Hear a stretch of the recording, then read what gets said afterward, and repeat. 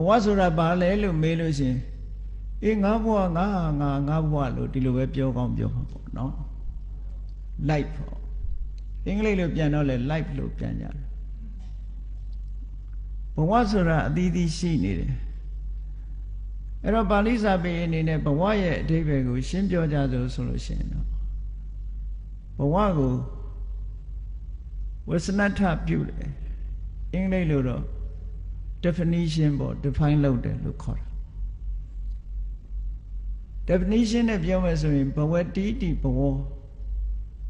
ဖြစ်လာတတ်သောကြောင့်ဘဝအဲ့တော့ဖြစ်လာတယ်ဆိုတာဘာတွေဖြစ်တာတုံးလို့တစ်ခါထပ်ဆင့်ပြီးစဉ်းစားဘာတွေဖြစ်တာလဲ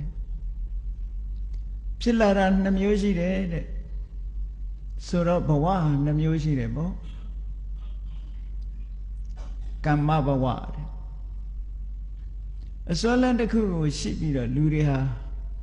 လောက်ကင်ဆောင်ရွက်လာကြတယ်စိတ်ထဲကတွေးကြံလာတယ်တွေးကြံထားတဲ့အတိုင်းနှုတ်ကထုတ်ပြောတယ်နှုတ်ကထုတ်ပြောရုံနဲ့မကဘူးကိုယ်ထိလက်ရောက်လုပ်တယ်အဲ့ဒီအတွေးနဲ့အပြောနဲ့အလုပ်ဆိုတာတွေဟာသရုပ်ထုတ်ကြည့်လိုက်တဲ့အခါကျတော့ဒါကိုပဲကမ္မလို့ကံလို့ခေါ်တာပဲပေါ့အဲ့ဒါတွေရဲ့အဓိကအကြောင်းတရားကဘယ်သူတုံးဆိုစေရနာပဲပေါ့စေရနာကြောင့်တွေးတယ်စေရနာဟာစေရနာရဲ့လှုံ့ဆော်မှုကြောင့်နှုတ်ကထုတ်ပြီးတော့ပြောတယ်စေရနာရဲ့လှုံ့ဆော်မှုကြောင့်ကိုယ်ဒီလက်ရောက်ပြုလုပ်တယ်စာလို့ပြောရင်မနောကံဝစီကံကာယကံပေါ့စိတ်ကစာပြောမှာဆို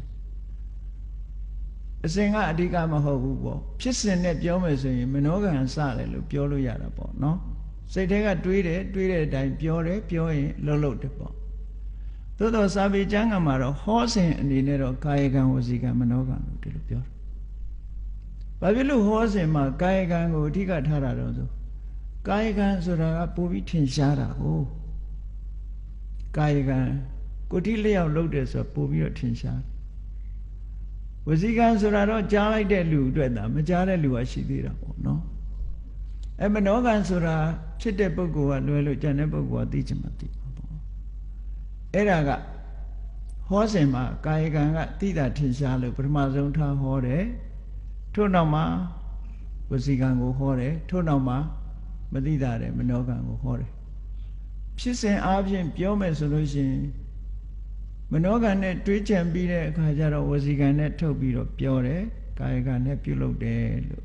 ဒီလိုဆိုလို့ရတာပေါ့ဧကောင်းပြီကမ္မဘဝဆိုတာအဲ့ဒါလည်းပဲဖြစ်လာတာပဲကိုယ်တဏ္ဍမှာအတွေးတွေဖြစ်လာတယ်ပြောဆိုမှုတွေဖြစ်လာတယ်လောက်ကင်ဆောင်ရွက်မှုတွေဖြစ်လာတယ်အဲ့ဒီဖြစ်လာတဲ့စေရနာနဲ့ပတ်သက်လာတဲ့သဘာဝတရားတွေစေရနာဥဆောင်တဲ့သဘာဝတရားတွေကိုအဲ့ဒါကိုပဲကမ္မဘဝလို့ခေါ်တာလူတွေကဘဝလို့ရည်ညွှန်းနေတာတော့ကိုယ်နဲ့ပတ်ဝန်းကျင်ကိုယ့်ခန္ဓာနဲ့ဆက်ဆက်ပြီးတော့ကိုယ့်ရဲ့ဇာဝနေရေးကိုယ့်ရဲ့ပညာရေးကိုယ့်ရဲ့အရေးကိစ္စတွေကိုဘဝလို့ပြောနေကြတာညာတော့အဖြစ်ဘဝဆိုတာနားလေတယ် life ဆိုတာနော်ဒါကြောင့်နိုင်ငံခြားတိုက်ပြည်တွေမှာသူများအတွက်ကြီးပဲလှုပ်ပေးနေရတယ်သူများစိတ်တိုင်းညပဲနေရတယ်ကိုယ်စိတ်တိုင်းညမနေရဘူးဆိုတဲ့ပုံကိုယ်တွေကဘာပြောတော့ဆို I have not my life သူတို့ပြောလို့ရှိတဲ့စကားတစ်ခု I have not my life ငါဘဝမရှိပါဘူးသူဘဝကြီးပါကိုကဖြည့်ဆည်းပေးနေရတဲ့လူတွေကအဲ့ဒီလိုညှိတွားပြီးတော့ပြောလို့ရှိကြတယ်ဒါပေမဲ့ကိုဘဝဆိုတာဘာလို့ဆိုကိုယ်စိတ်တိုင်းညကိုနေခြင်းသလိုနေတယ်ကိုပြောခြင်းသလိုပြောမယ်ကိုသွားခြင်းတဲ့နေရာသွားမယ်တချို့ကြတော့ကိုနေခြင်းသလိုနေလို့မရဘူးကိုပြောခြင်းသလိုလည်းပြောလို့မရဘူးကိုသွားခြင်းတဲ့နေရာလည်းသွားလို့မရဘူးဘာဖြစ်လို့ဆိုကိုနဲ့ပတ်သက်ဆက်ဆက်နေတဲ့ပုဂ္ဂိုလ်ရဲ့အလိုကြအမြဲတမ်းငဲ့ညပြီးတော့နေရတဲ့ဘဝရှိတယ်လေအဲ့လိုရှိလာပြီဆိုလို့ရှိရင်လူတွေကငါဘဝမရှိဘူးလို့ဒီလိုပြောကြတာပေါ့ I have not my life ဆိုပြီးတော့ညှိတွားပြီးတော့ပြောလို့ရှိကြတယ်အဲ့တော့ဒီနေရာမှာဘဝဆိုတာကမ္မဘဝတဲ့ကိုယ်တဏ္ဍမှာဖြစ်ပေါ်နေတဲ့စေရနာစွမ်းအားတွေဟာဒါကမ္မဘဝပဲပေါ့ကုသိုလ်စေရနာတွေဖြစ်ရင်ကုသိုလ်ကမ္မဘဝအကုသိုလ်စေရနာတွေဖြစ်ရင် အကုသိုလ်ကမ္မဘဝအဲ့တော့ကိုယ်တဏ္ဍမှာဘာတွေဖြစ်နေတယ်လဲဆိုတာကိုယ့်အကိုသိဆုံးပဲပေါ့ကိုယ့်အကိုသိဆုံးဆိုတာသိနိုင်တယ်လို့ပြောတာလူတိုင်းသိကြလားလို့ဆိုမသိဘူးဘာလို့မသိလဲဆိုကိုယ်ကသိနေတခြားဟာတွေပဲသိတယ်ကိုယ်တဏ္ဍမှာဖြစ်တာကိုတတိမထားသည့်အတွက်ကြောင့်အသိဉာဏ်မပေါ်လာဘူးပေါ့ဧကောမိဥပါဒနာပစ္စယဘဝနံပါတ်1ကဘာဘဝတုံးလို့ပြောရင်ကမ္မဘဝကမ္မဘဝကလည်းဖြစ်လာတယ်သို့မဟုတ်သူ့ကိုအဓိပ္ပာယ်တစ်မျိုးနဲ့ယူမယ်ဆိုလို့ရှိရင်ဖြစ်လာခြင်းရဲ့အကြောင်းတရားတဲ့ကဲနောက်ဘဝတစ်ခုဆိုတာရှိသေးတယ်အဲ့ဒီဘဝကိုဥပပတ္တိဘဝလို့ခေါ်တယ်ဥပပတ္တိဘဝဒါဘာကိုပြောတာတုံးဆိုကံ့ကြောင့်ဖြစ်လာတဲ့ခန္ဓာကံ့ကြောင့်ရလာတဲ့ခန္ဓာဆိုပါစို့လူသားတွေအနေနဲ့ပြောမယ်ဆိုလို့ရှိရင်လူသားတွေဟာကုသကံလုပ်ခဲ့တဲ့အတွက်ကြောင့်ကုသကံကနေပြီးတော့ဖန်တီးပေးလိုက်တယ်လူရဲ့ဘဝတစ်ခုရလာလူရဲ့ဘဝဆိုတာဘာတော့လူရဲ့ခန္ဓာပဲလူရဲ့ခန္ဓာဆိုတာဘာတော့ရုပ်ခန္ဓာကြီးရှိတယ်ခံစားချက်တွေရှိတယ်မှတ်သားချက်တွေရှိတယ်စိတ်ထဲမှာဖြစ်ပေါ်လာတဲ့လှုပ်ဆော်တွေးတောကြံစည်မှုတွေရှိတယ်အသိစိတ်တွေရှိတယ်အဲ့ဒီခန္ဓာ၅ပါးပေါင်းစပ်ထားတဲ့ဘဝတစ်ခုကိုဥပပတ္တိဘဝလို့ဒီလိုခေါ်တယ်ပေါ့အဲ့တော့ဥပပတ္တိဘဝကိုစာကဘယ်လိုပြောတော့ဆိုခန္ဓာဘိနိဗ္ဗတ္တာဟောဥပပတ္တိဘဝကမ္မာဘိနိဗ္ဗတ္တာခန္ဓာကမ္မာဘိနိဗ္ဗတ္တာကံ့ကြောင့်ဖြစ်ပေါ်လာတဲ့ခန္ဓာတွေဟာဥပပတ္တိဘဝဥပပတ္တိဘဝပဲဥပပတ္တိဘဝဆိုတာကံ့ကြောင့်ရလာတဲ့ခန္ဓာတွေခန္ဓာဆိုတာတတ္တဝါမှာတကယ်ရှိတာယုံနဲ့နံဒီနှစ်ခုရှိတာအဲ့ဒီယုံနဲ့နံကိုခန္ဓာနဲ့ပြောတဲ့အခါခန္ဓာ၅ပါးလို့ဒီလိုပြောတာပေါ့အဲ့တော့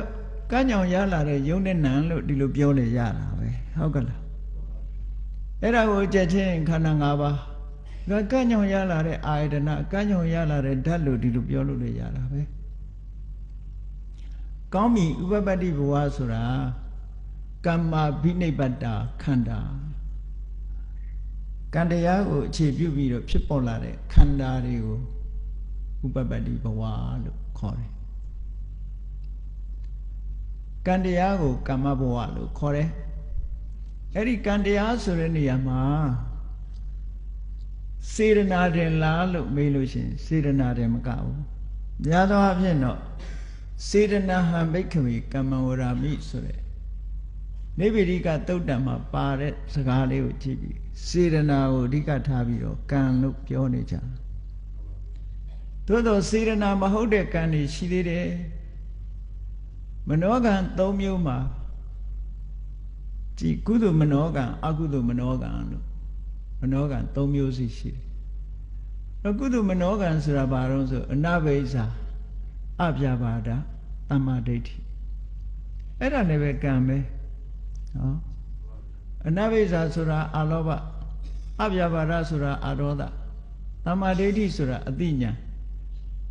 အဲ့ဒီသဘာဝတရားတွေဟာစေရနာမဟုတ်ဘူးစေရနာမဟုတ်ပေမဲ့သူတို့ကံလို့ခေါ်တယ်ဟောကံဆိုတာဟာစေရနာတင်ပြောတာမဟုတ်ဘူးတဲ့ဒါမို့စေရနာတံပယုတ်တဓမ္မစေရနာနဲ့ရှင်တဲ့တရားအချုပ်ကိုလည်းကံလို့ခေါ်တယ်တချို့သုတ်တန်တွေမှာဆိုလို့ရှိရင်မဂ္ဂင်7ပါးကိုလည်းကံလို့ခေါ်တာရှိသေးတယ်ပုစင်9ပါးကိုလည်းကံလို့ခေါ်တယ်နော်ဆိုလိုတာကတော့တစုံတစ်ခုအကျိုးကိုထုတ်လို့မဲ့သဘာဝတရားတွေကိုရည်ညွှန်းပြီးတော့ခေါ်ထားတယ်လို့ဒီလိုမှတ်ရမှာပေါ့အေးငါကံမဲသူကံမဲနဲ့ကံကိုပြောနေကြတဲ့အခါမှာတော့လူတွေဟာကုသိုလ်ကံအကုသိုလ်ကံဒီနှစ်ခုတည်းကတမ္မန်လောက်ကိုရည်ညွှန်းပြီးတော့ပြောနေကြတာပေါ့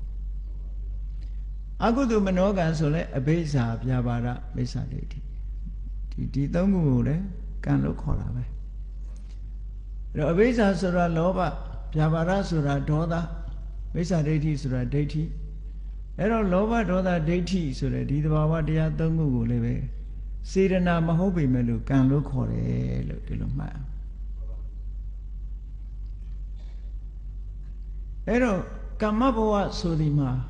စေရနာနဲ့တကွစေရနာနဲ့ရှင်တဲ့စေရသိက်အချုပ်ကိုပါကမ္မဘဝအရာ မှတ်ယူရမယ်ဥပပတ္တိဘဝဆိုတာကြတော့အဲ့ဒီကံတရားကထုတ်လုပ်လိုက်လို့ရလာတဲ့ခန္ဓာကိုဥပပတ္တိဘဝလို့ဒီလိုမှတ်လိုက်တော့ဥပါဒနာပစ္စယဘဝဆိုတဲ့နေရာမှာဟောဒီဘဝနှစ်မျိုးရတယ်လို့ဒီလိုမှတ်ရမယ်အဲ့တော့ဘုန်းကြီးတို့ကိုယ်ဘဝကိုကြည့်လည်းပဲဘဝနှစ်ခုရှိနေကြတာပဲလူတွေမှာနော်ဘဝတစ်ခုတည်းမဟုတ်ဘူးတို့မှာဘာဘဝတွေရှိတော့ဆိုကမ္မဘဝတွေရှိတယ်နေ့စဉ်နဲ့အမျှကမ္မဘဝတွေလှုပ်ဆောင်နေကြတယ်တွေးကြတယ်ပြောကြတယ်လောက်ကင်ဆောင်ရွက်ကြတယ်ဆိုဒါတွေကကမ္မဘဝတွေပဲဟောအတိတ်ကကံကြောင့်အခုရလာတဲ့ခန္ဓာကြီးကြတော့ဥပပတ္တိဘဝဆိုဘဝဟာဒီဘဝမှာလည်းပဲအတိတ်ကပေးလိုက်တဲ့ဘဝကတော့ဥပပတ္တိဘဝအခုဆက်ပြီးလုပ်နေတာတွေကဘာတွေလဲကမ္မဘဝအဲ့ဒီနှစ်ခုစလုံးဟာဥပါဒဏ်တွေရှိနေလို့ရှိနေရတာလို့ဒီလိုဆိုလို့တယ်ဥပါဒနာပစ္စယဘဝဆိုဥပါဒဏ်တွေရှိနေလို့ရှိနေကြရတယ်